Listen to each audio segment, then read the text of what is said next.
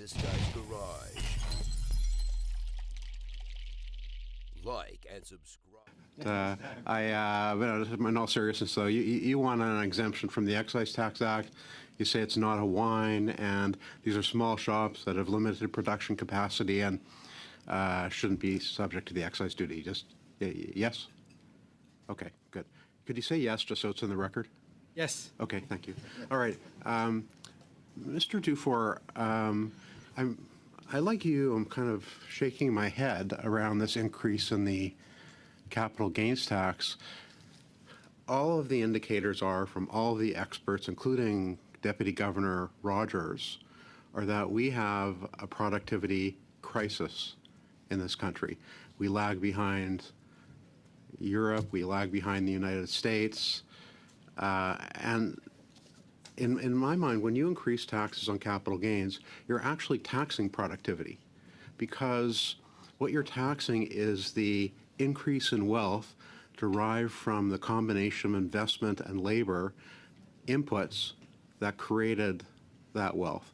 Why on earth would a government choose a policy that would further damage our productivity capabilities at the very time we can't afford it? It is an absolutely self-defeating measure. Even when you look at the prospect of raising government revenues, we are faced by government spending that increases year over year, each time reaching new levels. Meanwhile, this proposed tax as regressive revenues, in that it is slated to generate fewer and fewer revenues over time. So how it is useful to the government to raise that tax in particular, quite frankly, it baffles me. But what is more important is that when you tax something, you get less of it. And yes, the main driver of productivity is investments. If you tax investments, you get less productivity. If you have less productivity, you have decreasing standards of living for all Canadians. Thank you. And just one other thing that I found curious about it is that if you're a sole proprietor, say you own a flower shop and you own it as a sole proprietor, you get the $250,000 threshold exemption. But if you own it through a Canadian-controlled private corporation, the exact same shop, could be across the street from each other, you don't. Is that fair in your mind? No, it's not. Yeah, okay. All right, Mr. Chair, I'm sharing my time with Mr. Williams. I'm going to pass the mic. 2 minutes. Yep. Mr. Dufour, I'm going to 3 minutes. Sorry, 3 minutes. Yep. 3 minutes. Okay. Mr. Dufour, I'm going to follow the same line. You know, we believe that you cannot tax your way to prosperity. I think Mr. Winston Churchill said that once.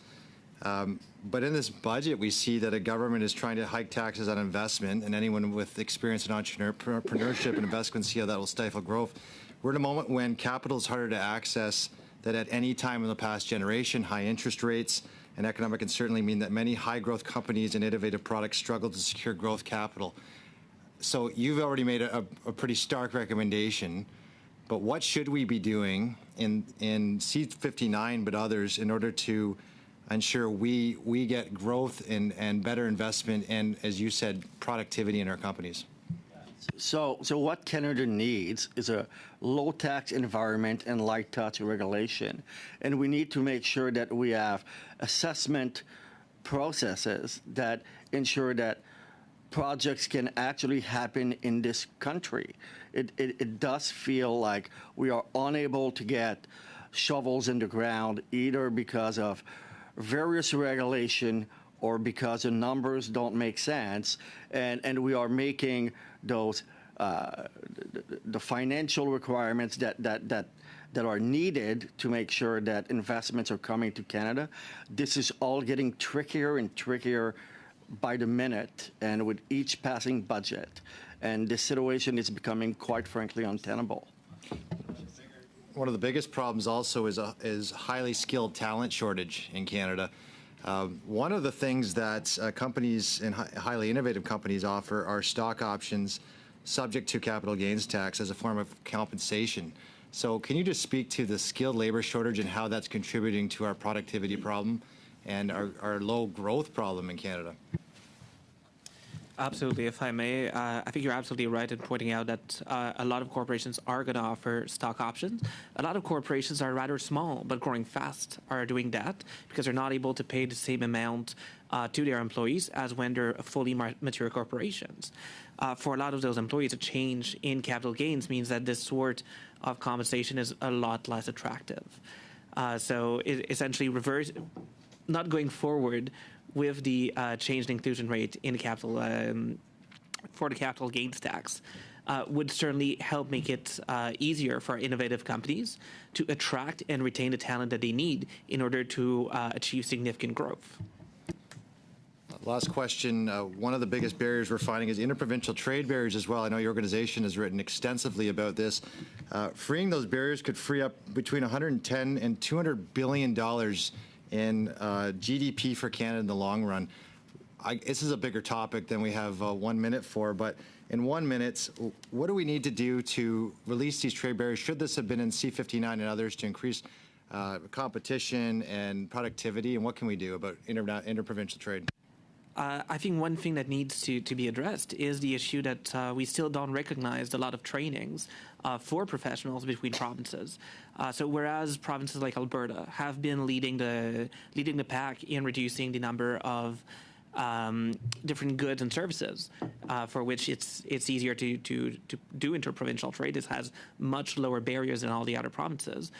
It is unfortunately at the very back of the pack when it comes to recognizing skilled trades.